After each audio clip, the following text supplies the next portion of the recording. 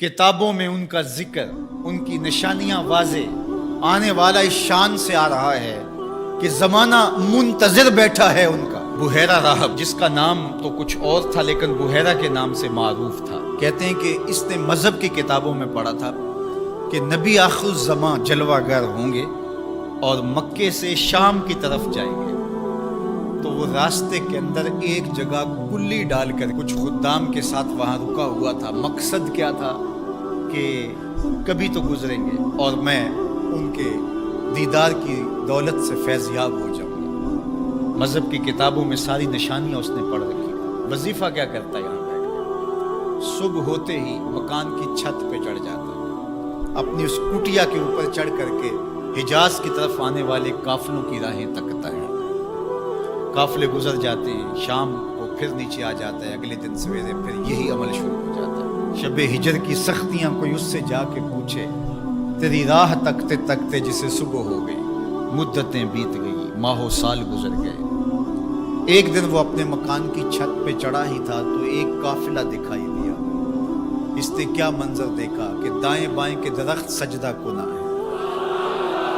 سمجھ گیا میرا مقصود آ گیا، جس کے لیے انتظار کی گھاتیں تھیں، جس کے لیے منتظر رہا شب و روز، جس کے لیے راستے میں کلی ڈال کے بیٹھا ہوا تھا، وہ مقصود، وہ گوہر مراد آج نصیب ہونے والا ہے۔ تو جلدی سے نیچے اترتا ہے اور اپنے مصاحبوں سے کہتا ہے جلدی جلدی اس قافلے والوں کا کھانا تیار کرو۔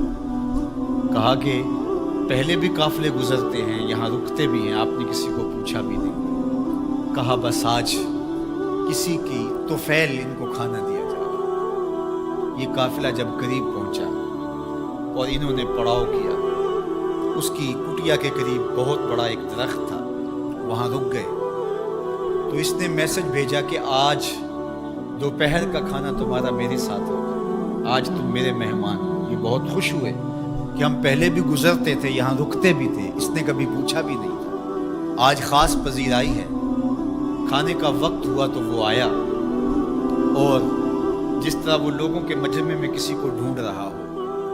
حضور علیہ السلام اونٹوں کے پاس تھے، 12 سال حضور علیہ السلام کی عمر تھی، تو آقا کریم وہاں تشریف فرما تھے اور یہ سارے یہاں کھانا کھانے درخت کے نیچے بیٹھے تھے۔ میرے والد گرامی، اللہ ان کی قبر پہ کروڑوں رحمتوں کا نزول ہو۔ تو یہاں ترمذی شریف کے اندر تفصیلی واقعہ موجود ہے، اس میں عربی الفاظ جو ہیں ان کا ترجمہ اپنے لہجے میں وہ یوں کیا کرتے تھے کہ وہ بحیرہ راہب آ کر کے ان سے کہتا ہے کہ بارات آئی بیٹھی ہے، دولہا کہاں ہے؟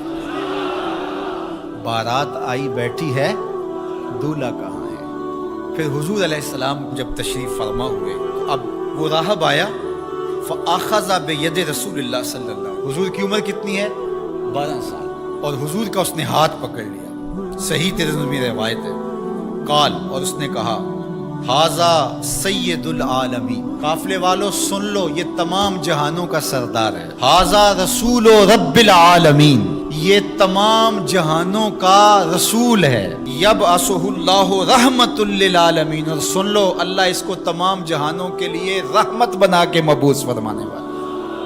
اللہ اکبر۔ تو دھوم مچی ہوئی تھی حضور کے آنے سے قبل، پیغمبر راہیں بتا رہے تھے، نشانیاں بتا رہی تھی۔ حضرت موسیٰ علیہ السلام پر جب الواح تورات کا نزول ہوا تو انہوں نے جب تورات پڑھی تو اللہ کی بارگاہ میں عرض گزار ہوئے، اللہم انی اجد فی الالواح امتا هم المستجیبون المستجاب لهم فاجعلهم امتی، قال تلک امت احمد۔ کہا مالک میں نے الواح تورات میں ایک امت کا تذکرہ پڑھا ہے جن کی دعائیں تو قبول فرمائے گا، جن کی دعائیں رد نہیں ہوں گی، وہ امت میری امت کر دے۔ قالا تلک امت احمد صلی اللہ علیہ وسلم، فرمایا کہ یہ تو میرے پیارے احمد کی امت ہے۔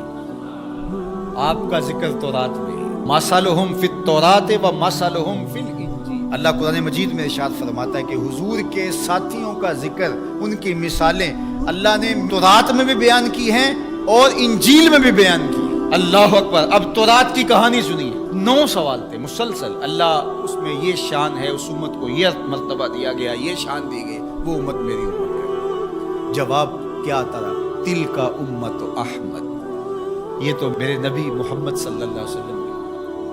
تو جب 9 مرتبہ یہ سوال کر چکے تو پھر حضرت موسیٰ نے کیا عرض کی؟ اللہم اجعلنی من امت احمد، اللہ وہ امت میری امت نہیں بناتا، مجھے اس کی امت سے کر۔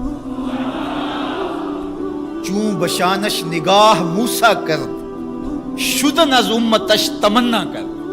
جب حضرت موسیٰ نے ان کی شانیں دیکھی تو خود آرزو کی مالک مجھے اس نبی کی امت سے کر دے۔ پیغمبروں نے آرزویں کی، 12 نبیوں کی آرزویں مختلف کتب میں موجود ہیں، جنہوں نے یہ تمنا، یہ آرزو کی۔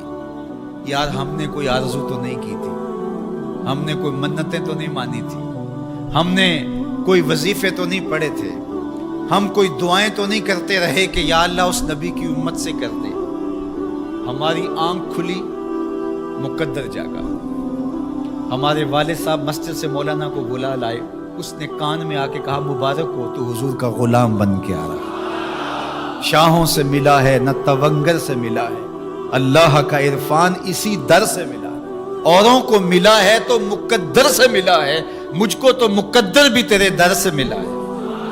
یہ میرے اور آپ کے بخت کے ہم حضور کی امت ہیں۔ میرے والد گرامی جھوم کے پڑھا کرتے تھے محمد جانے جانا ہے پیغمبر ہو تو ایسا، محمد جانے جانا ہے پیغمبر ہو تو ایسا ہو، رسولوں کی بشارت سے مبشر ہو تو ایسا ہو، امر توقیر کا سب کو موکر ہو تو ایسا ہو، کیا ہم کو غلام ان کا مقدر ہو تو ایسا ہو، کیا ہم کو غلام ان کا مقدر ہو تو۔ میری خوش قسمتی میں تیرا امتی، بری نازم کے ہستم امتے تو گناہ گارم و لیکن خوش نصیبم۔ میں اس بات پہ ناز کرتا ہوں کہ حضور میں آپ کا امتی ہوں، گناہ گار ہوں لیکن خوش نصیب ہوں۔ تو ساری زندگی بھی اس نعمت کا شکرانہ ادا کرتے رہیں، حق کے شکر ادا نہ ہو پائے۔